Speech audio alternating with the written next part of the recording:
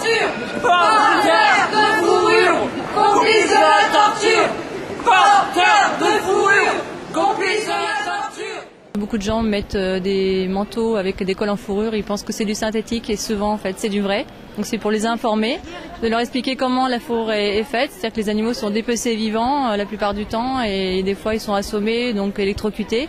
On leur enlève la fourrure et ensuite il arrive qu'ils se réveillent après, ils n'ont plus de peau, c'est quelque chose d'horrible, c'est vraiment de la torture, quoi. C'est des fourrures qui viennent de pays certainement souvent de la Chine, qui sont exportées. Et parfois ça coûte moins cher de faire un manteau avec de la vraie fourrure que du synthétique. Bonne journée. Le fait est que les gens ne sont pas informés et souvent ne savent pas ce qu'ils portent et comment ça a été comment ça a été produit, d'où ça vient, l'animal qui a été utilisé pour faire le manteau, etc.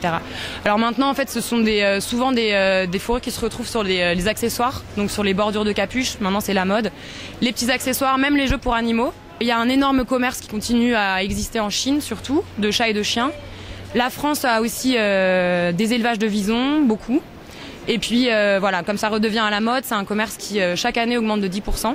Sur les étiquettes, alors Wildcat, loup d'Asie, ça c'est pour 95% des cas, ce sont des chats ou des chiens domestiques, des chats qui sont élevés dans des cages, dans des conditions horribles.